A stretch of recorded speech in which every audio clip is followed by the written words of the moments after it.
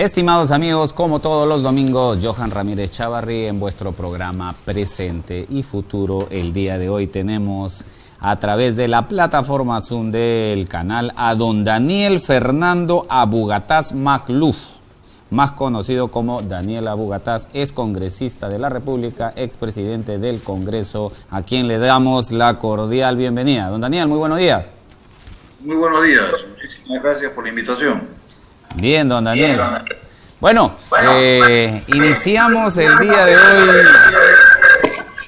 haciendo la pregunta de rigor a razón del programa Presente y Futuro. ¿Cómo estamos? ¿Qué va a pasar, don Daniel? En base a su expertise, usted que tanto de cerca ve la política en el vasto conocimiento que tiene y con la participación en su vida también.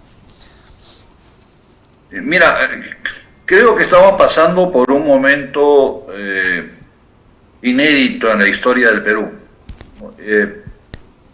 Hemos pasado de un conflicto permanente entre el poder legislativo con el poder ejecutivo, que ha durado el periodo que duró el señor Castillo en la presidencia, al ser reemplazado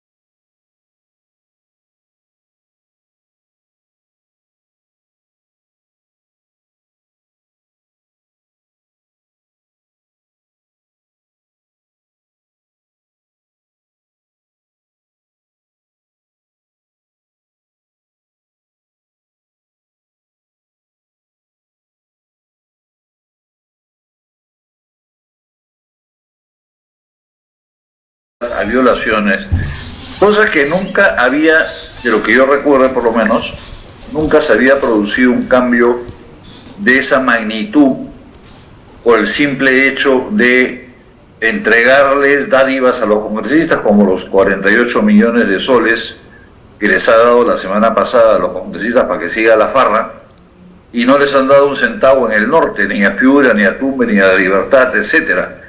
Entonces, esta situación pone a la política peruana en una... La población...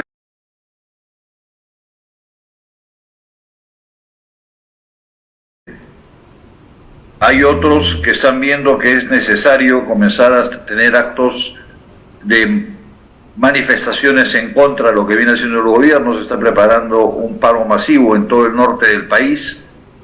Ya no va a ser solo Puno, sino todo el norte del país, por la inacción y la falta de asistencia técnica y apoyo económico, etcétera, de parte del Ejecutivo, a pesar de las promesas.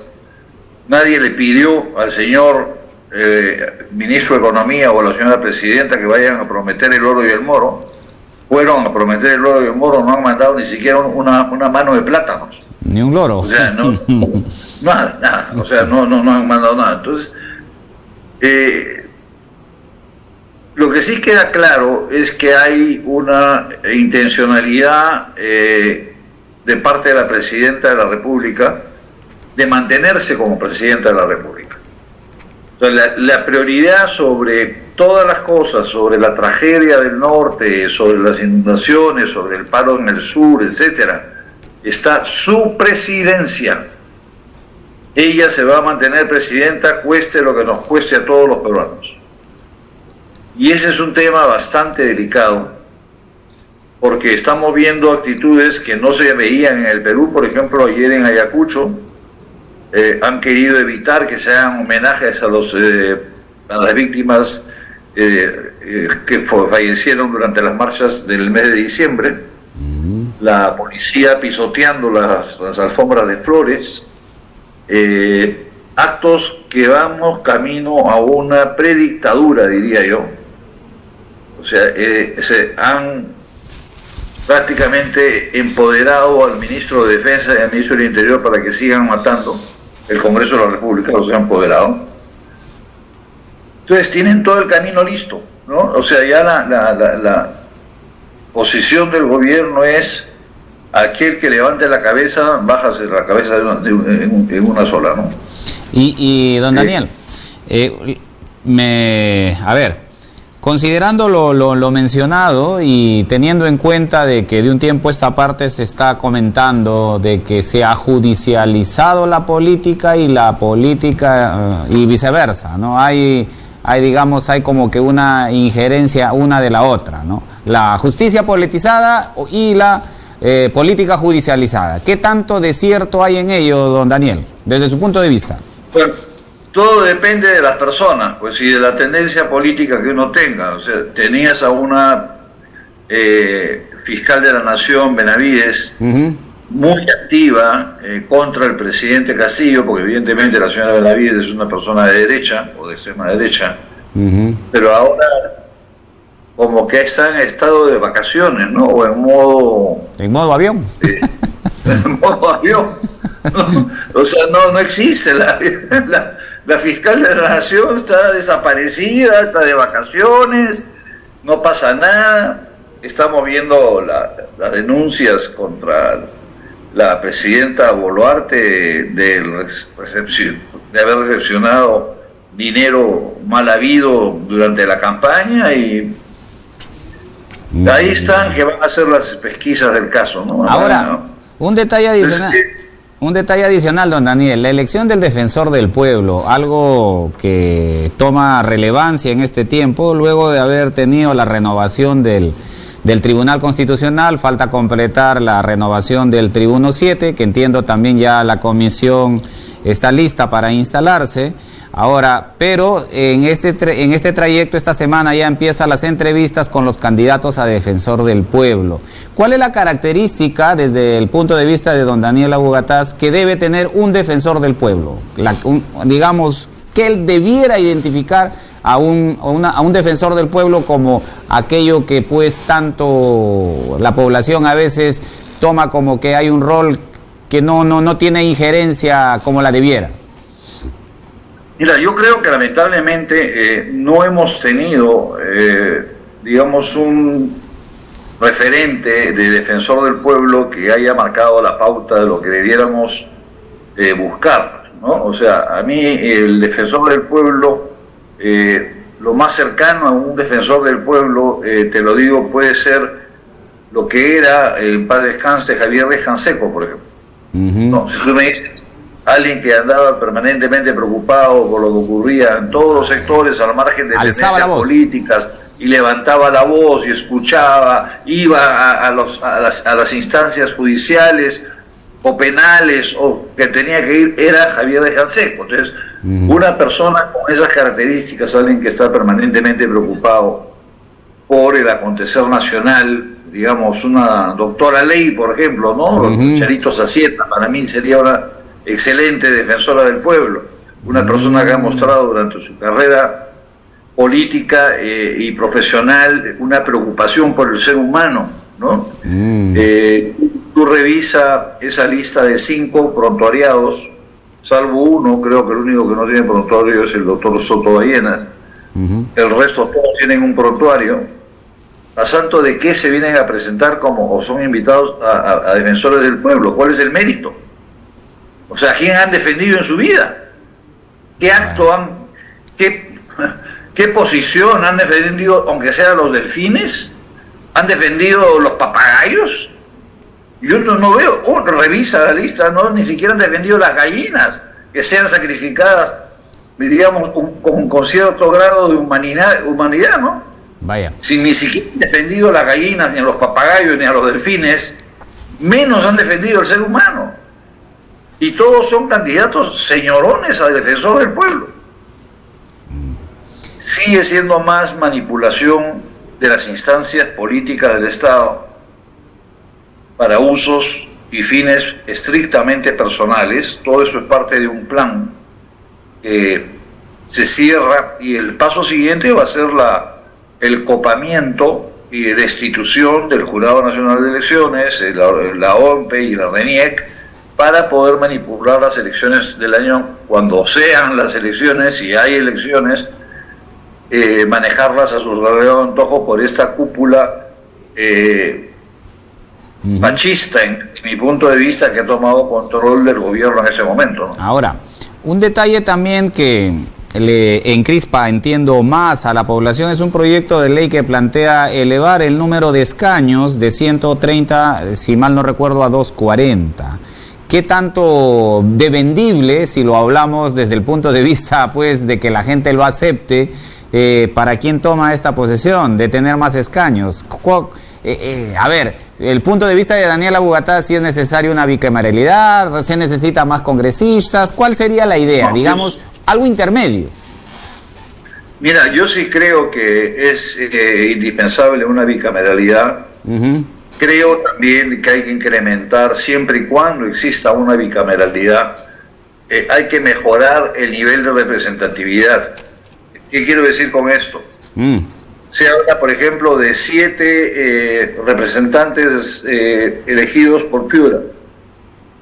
Piura tiene casi 2 millones de habitantes. Ya. Es extenso. ¿Es suficiente 7 representantes? Es la pregunta que tenemos que hacer. Definitivamente que no. 30 para Lima, con casi 11 millones de habitantes. Definitivamente no. Entonces, por ese lado no se le puede pedir una labor de representación al congresista porque físicamente es incumplible. Ahora, incrementar el número de congresistas, o yo diría diputados, sin tener un Senado que tenga exigencias muy radicales en cuanto a quienes pueden postular al Senado de la República, qué deberías haber pasado por tu vida, etcétera, qué tipo de... No cualquiera podría postular al Senado, en mi opinión, para que ponga orden en el Congreso de la República, porque al fin y al cabo vas a tener una Cámara de Diputados que puede salir cualquier disparate en cualquier momento, ¿no? Como ahora que tienes ahí un par de pistoleros que quieren hacer del Perú un gobierno cuasi tipo Mussolini, ¿no? O sea, me refiero al señor Montoya, al señor Cueto, ellos un poco más si andan a fabricar solo camisas negras, ¿no? Para que todo el Perú camine con camisas negras y marche y todos seamos cuasi militares, etcétera. Cierto. Ahora, la opinión de Vitocho respecto a ello es que, como usted bien lo dice, digamos, tener los 130 congresistas que serían diputados y luego tener una representación, no sé, pues de o 140 y 60 senadores, que ya estaríamos hablando de un distrito único, ¿no? Porque, según él lo ha referido, es que cada congresista tiene pues es electo representante por una circunscripción, puede ser pues Cajamarca, Piura, Tacna, pero es congresista de la República.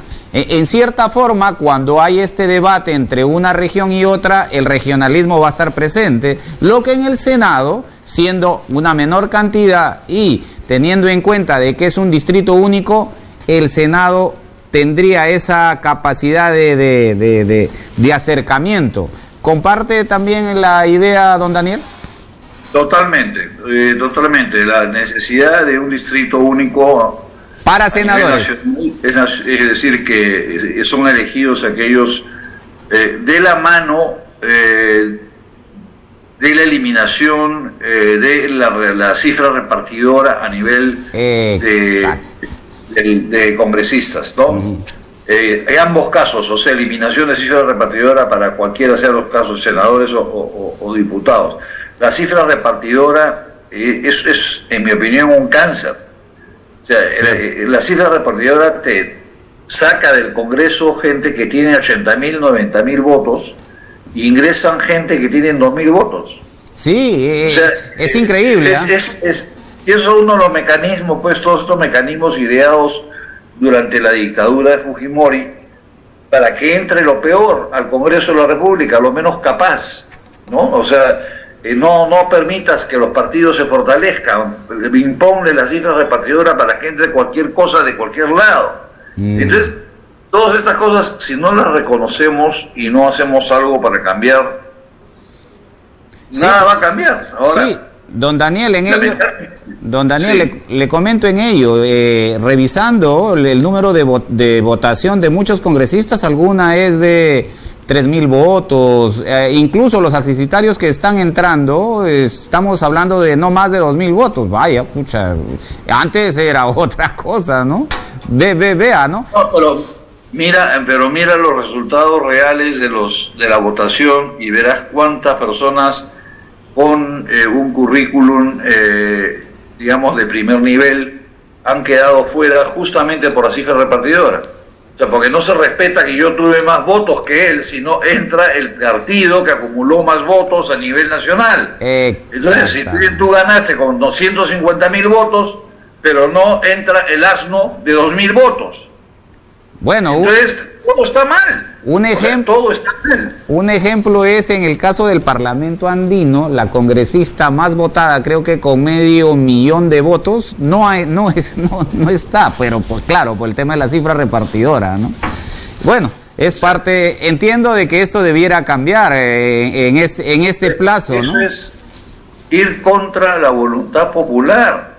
Eso es antidemocrático. Se llenan la boca hablando de la democracia. Todo el día hablan de que defienden la democracia por aquí, la defiendo por allá.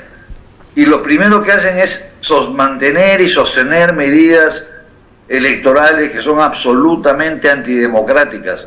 Todos tienen derecho a llegar al Congreso, si tienen más votos llegan al Congreso. Lo siento mucho, o sea, no podemos, este tema de poner el 5%, 6% de votos mínimos para llegar es otro absurdo. ¿Por qué le vas a limitar tú al menor la participación? Y después permites que 9 bancadas se partan en 25. O sea, lo dices para que no haya mini bancadas. Pero entran al Congreso 9 y ahora hay 25. Y eso sí está permitido. Entonces, todo este sistema pro corruptela, ¿no? O sea, esta captación de nuevos adherentes, ¿quién fue el que la implementó y la diseñó? ¿Se acuerdan cuando tiraban las monedas al señor Cáceres, le tiraban las monedas del hemiciclo y las recogían después de que se vendió Montesinos por $10.000, $15.000? Seguimos con esas taras, no nos hemos librado. Entonces, cuando alguien habla de que es necesario un cambio constitucional, es necesario librarse de esas taras que nos ha dejado la dictadura. O sea, todo el mundo, favor, van a tocar el capítulo económico, que ya no le van a permitir a los señores Rodrigo Banda ser dueños de 150.000 hectáreas en el Perú.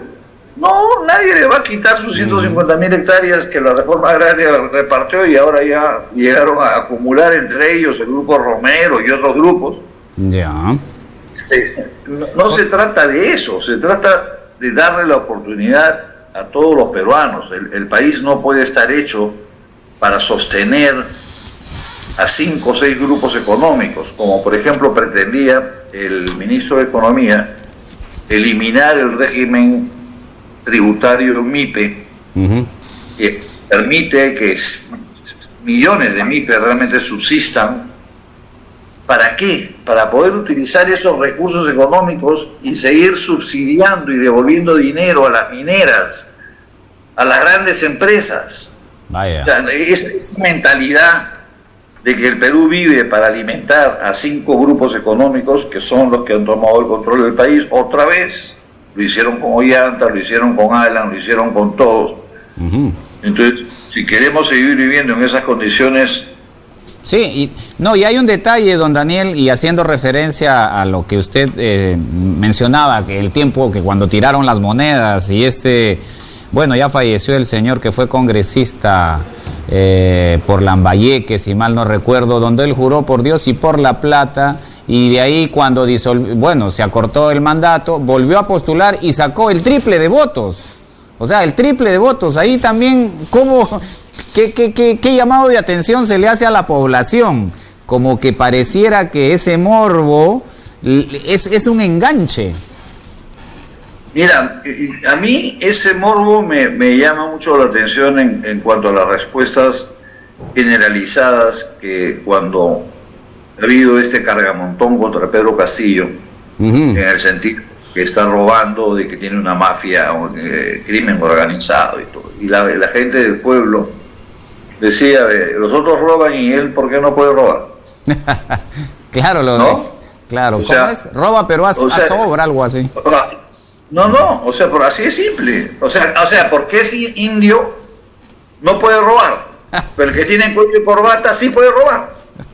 Entonces, estamos llegando a ese extremo que lamentablemente esto último que he comentado, Sí. esta grieta se está ampliando, ¿no? En el sentido de que somos los unos y somos los otros, en vez de ser todos los peruanos, ¿no? Y si no logramos revertir esta situación que va en crecimiento, de ampliar la brecha, o sea, no se está conteniendo esta percepción de que no todos los peruanos somos iguales, de que no todo el Estado trabaja igual para todos, etcétera, porque no es solamente una sensación de que no tengo educación, no tengo salud, no tengo carretera, no tengo abono, no tengo esto, no tengo lo otro. O sea, hay además la discriminación no a la persona. Cierto, ¿no? Es un trabajo profundo que hay que realizar y eliminar de la sociedad. No podemos tratarnos de la forma como nos tratamos. Todos somos peruanos, vengamos de donde vengamos, tengamos nariz larga, nariz corta, seamos bajos, altos, marrones, verdes, todos somos peruanos. Cierto. Y eso debería ser una campaña, en mi opinión, por ejemplo. ¿Cuál debería ser una campaña publicitaria como las que se hacen los gobiernos en su momento? Ahorita es buscar la unión de los peruanos. Sí, la unidad. No podemos, estamos perdiéndola y me temo que si seguimos avanzando en esto y la perdemos del todo, eso va a llegar a cosas peores. Muy bien. Don Daniel Fernando Abugatas Magluf, siempre es un agrado y esperamos verlo nuevamente en el Congreso. Vaya que usted dejó una valla muy alta que ya quisiéramos que muchos vayan por ese camino. Don Daniel, nuevamente gracias. No me desees el mal, hoy día feliz Pascua para todos los hermanos católicos y que creemos en Cristo. Muy bien, don Daniel. Nos vamos a una pausa y reiterando nuestro agradecimiento. Continuamos con nuestro siguiente invitado, luego la pausa, por favor.